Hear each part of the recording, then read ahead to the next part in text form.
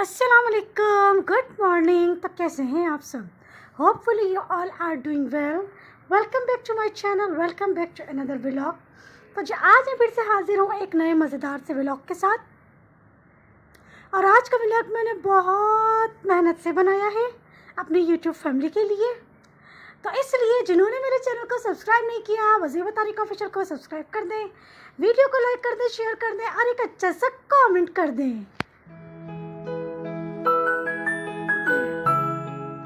तो जो आज का व्लॉग मैंने स्टार्ट किया है सैटरडे को सुबह 10 बजे से। आज हमारे किचन में बन रहे हैं शामी कबाब। तो जी आखिरकार को आपकी आप ही की हिम्मत बन गई शामी कबाब बनाने की। तो बस फिर क्या था, बेमार 4:30 आपकी आप ही ने सुबह फजर में ही गोश्त निकाल कर भिगो दिया था पानी में, ताकि जो है जब तक सुबह उठेंगी तो ये गोश्त जो है ये मेल्ट हो जाएगा। तो जी सुबह फजर में ही मैंने फ्रीज़र से गोश्त निकाल दिया था और उसको पानी में मैंने भिगो दिया था। और जब मैं सुबह उठी हूँ तो फिर मैंने चेक किया तो गोश्त बिल्कुल जो है वो मेल्ट हो चुका था। तो जो पहले तो मैंने पूरे घर की सफाई करी और फिर उसके बाद जो है मैंने गोश्त की जो मतलब सफाई करनी थी, उसमें से चिकनाई वगैरह साफ़ करनी थी, वो सब करके मैंने यहाँ पर गोश्त को चढ़ा दिया है। पतीली में मैंने पानी अच्छा खासा भर के उसके अंदर गोश्त डाला है और बस इसके अंदर मैंने डाला है नमक 2 चमचे भर के। और यहाँ पर मैं गोश्त को पकाऊंगी तकरीबन 2 घंटा। 2 घंटा में गोश्त अच्छी तरह से पक जाएगा और फिर उसके बाद जो है मैं इसके अंदर बाकी चीज़ें ऐड करूँगी। दाल को मैं तकरीबन 1 घंटे के लिए भिगो दूँगी। अभी आप आगे व्लॉग में देखिएगा।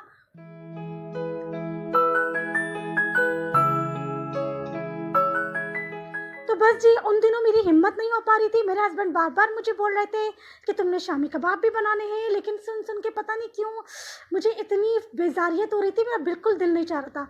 लेकिन अब अल्लाह का शुक्र है, अल्हम्दुलिल्लाह मेरी हिम्मत बन गई और जो है मैंने सोचा कि मैं अपनी यूट्यूब फैमिली के लिए भी और अपने हस्बैंड के लिए भी जो है वो शामी कबाब बना लूँ, क्योंकि मेरे हस्बैंड जो है वो बहुत ज़्यादा मिस कर रहे थे मेरे हाथ के शामी कबाब को। तो बस जी आज हमारे किचन में बन रहे हैं शामी कबाब। और ये शामी कबाब हैं बाजी की रेसिपी के। ये शामी कबाब मैंने बनाने सीखे हैं बाजी से। शादी से पहले एक दफ़ा बाजी ने अपने हाथ के शामी कबाब खिलाए थे, मुझे इंतहा पसंद आए थे। तो बस फिर मैंने बाजी से रेसिपी ले ली थी, लिख ली थी अपने पास, और तब से मैं इसी रेसिपी के शामी कबाब बनाती हूँ। और जी यहाँ पर एनर्जी के लिए ज़रूरी है कि अपना ख्याल रखा जाए। टाइम पे फ्रूट खाना भी ज़रूरी है, क्योंकि पूरे घर को औरत ने ही संभाला हुआ होता है, तो इसलिए ये चीज़ें भी खानी ज़रूरी हैं। तो आज मैंने मौसम्बियाँ नहीं खाई थी, तो मैंने सोचा कि मैं मौसम्बियाँ भी काट कर खा लूँ, दिल भी चाह रहा था। और बाजी को तो पता ही नहीं कि मौसम्बियाँ आ गई हैं। फिर मेरी फ़ोन पे बात हुई तो मैंने बाजी को बताया कि बाजी मैं अभी मौसम्बियाँ खाकर बैठी हूँ। तो बाजी कहने लगी मौसम्बियाँ आ गई? मैंने कहा आ गई, कहने लगी खट्टी तो नहीं है? मैंने कहा नहीं, बिल्कुल मीठी, इतनी जूसी, इतने मज़े की हैं। तो बस कभी कभी ऐसा ही होता है कि हम लोग बहनें आपस में फ़ोन पर बात करते हैं ना, और कोई चीज़ जैसे हमें नई सब्ज़ी या फ्रूट का पता होता तो फिर एक दूसरे से बात करके पता चलता है, तो फिर हम वो चीज़ जो है वो मंगवाना शुरू कर देते हैं। अब जैसे मटर का मुझे नहीं पता था, बाजी से पता चला तो फिर मैंने मटर मंगवाए। अब ऐसे ही बाजी को मौसम्बियों का नहीं पता था, अब मुझसे फ़ोन पर बात हुई बाजी की, बाजी को मौसम्बियों का पता चला, तो फिर अब बाजी जो है वो भी मौसम्बियाँ मंगा कर खाएँगी। एक ही फ्रूट खाते खाते ना थोड़ा सा फेडअप हो जाती हूँ। तो क्योंकि एप्पल तो मैंने इतने ज़्यादा क्वांटिटी में खाए, मेरे हस्बैंड 3 दफ़ा लेकर आते एप्पल, तो खा खा के ना थोड़ी मैं फेडअप हो गई थी। बल्कि थोड़े एप्पल तो मैंने कचरा लेने आते हैं ना बच्चे, उनको दे दिए थे।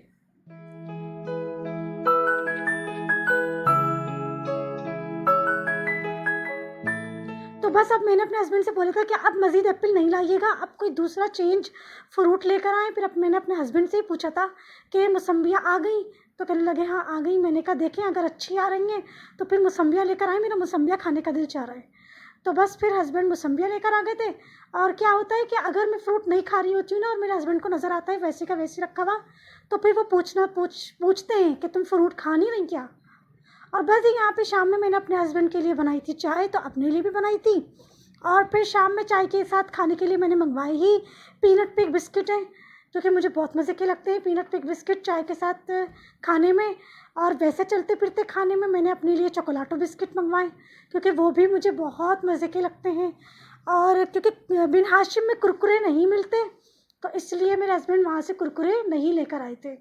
लेकिन अब जो है वो अपने इलाके से ही, एरिया से ही जनरल स्टोर से लेकर आएंगे, क्योंकि मुझे कुरकुरे भी बहुत अच्छे लगते हैं। और फिर जाहिर सी बात है, इतना ज़्यादा हार्ड वर्किंग करके किचन में बार बार आना जाना, किचन का स्टेप इतना ऊंचा है, तो मुझे ना भूख लग जाती है।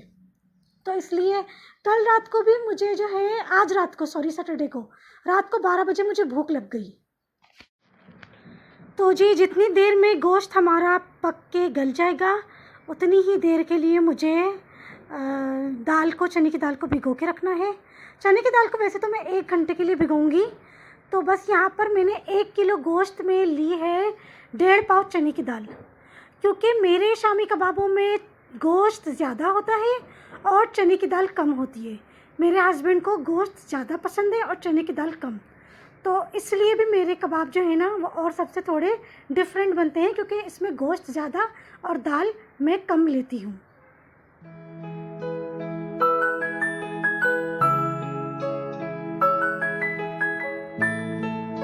अब बस यहाँ पर दाल को अच्छी तरह से वॉश करके मैं इसमें अच्छी तरह से पानी भर के मैं इसको 1 घंटे के लिए भिगो दूँगी, रख दूँगी यहाँ पर। और जो यहाँ पर दाल को भिगे हुए 1 घंटा हो गया था और गोश्त भी हमारा गल चुका है। तो अब हम इसके अंदर ऐड करेंगे बाकी सारे इंग्रेडिएंट। सबसे पहले मैंने ऐड करी है इसके अंदर चने की दाल,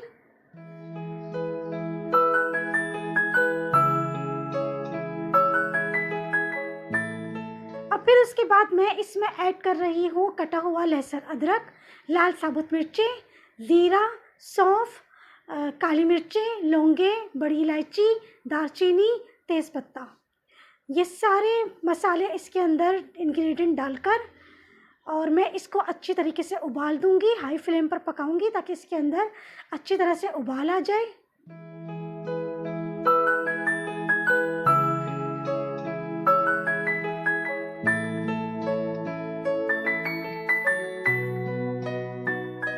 और जो यहाँ पर अच्छी तरह से उबाल आ चुका है और मैं इसको कवर करके मज़ीद 2 से ढाई घंटे के लिए पकाऊंगी।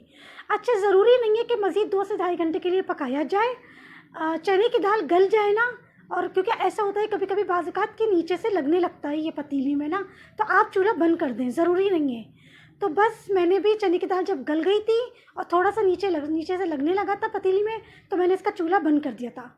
और यकीन माने टोटल मैंने घुटाई करी है, टोटल घुटाई।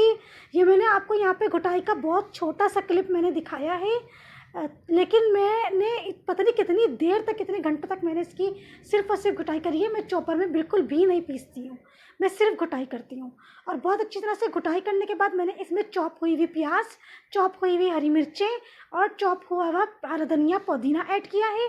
और यहाँ पर मैंने, क्योंकि लीमू का साइज़ थोड़ा छोटा था, इसलिए मैंने 4 लीमू लिए हैं, वो अच्छी तरीके से काट कर बहुत अच्छी तरह से इसमें लीमू निचोड़ने हैं।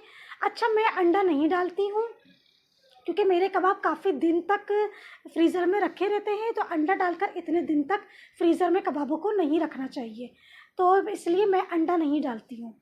तो मैंने यहाँ पे अंडा ऐड नहीं किया है और इन सब चीज़ों को बहुत अच्छी तरह से मिक्स करके और बस यहाँ पर कबाब मैंने बनाने शुरू कर दिए थे। यकीन मानिए मैं 11 बजे के बाद जाकर फ्री हुई हूँ, क्योंकि बीच में लाइट चली गई थी और वीडियो रिकॉर्ड नहीं कर सकती थी। ये वाला क्लिप मैंने रात को जब 11 बजे लाइट आई है तब जाकर मैंने वीडियो रिकॉर्ड करी है, ये वाला क्लिप। और मैं इंतज़ार में बैठी हुई थी कि जब लाइट आ जाएगी, क्योंकि सोलर की एक लाइट में वीडियो वैसे रिकॉर्ड नहीं हो पाती है। और बेइंतहा थकन हो गई थी, बेइंतहा थकन हो गई थी। और मेरे हस्बैंड बहुत लेट आए थे। अगर मेरे हस्बैंड जल्दी आते तो मेरे हस्बैंड ने बोला था कि मैं तुम्हें आइसक्रीम खिलाने लेके चलूँगा ताकि तुम आइसक्रीम खा के तुम्हारी थकन उतर जाए, तुम्हारा मूड अच्छा हो जाए। लेकिन इतना ट्रैफिक था हाईवे पर, इतना ट्रैफिक जाम था कि मेरे हस्बैंड इतना लेट आ गए, तो इस वजह से हम लोग आइसक्रीम खाने नहीं जा सके। वरना वो मुझको बोल कर गए थे कि मैं आऊँगा तो तुम्हें आइसक्रीम खिलाने लेके चलूँगा ताकि तुम्हारी थकान उतर जाए और तुम्हारा मूड अच्छा हो जाए। तो बस ये आप लोग मुझे कमेंट में बताइएगा कि आप लोगों की हंसी आ रही है मुझे वॉइस ओवर करते हुए। इंशाल्लाह जाऊँगी ना मैं आइसक्रीम खाने, तो मैं आप लोगों को ज़रूर व्लॉग में दिखाऊँगी। और आप लोग मुझे कमेंट में बताइएगा कि आप लोगों को शामी कबाब कैसे लगे। बहुत मेहनत के बनते हैं, बहुत मेहनत है, क्योंकि मैं बहुत ज़्यादा पकाती हूँ और फिर टोटल घोटाई करती हूँ। टोटल घोटाई मैं चॉपर में नहीं पीसती हूँ, असल में बात सारी ये है। तो जी ये है माशाल्लाह से शामी कबाब। ये एक ट्रे मैंने मतलब पहले ही रेडी कर ली थी और एक ट्रे आप लोगों के सामने रेडी करी थी। तो जी यहीं पर मैं लूँगी आपसे इजाज़त। मिलते हैं नेक्स्ट मज़ेदार सी व्लॉग में। अल्लाह हाफिज़, गुड बाय। जब कबाब फ्राई करूँगी तो ज़रूर दिखाऊँगी।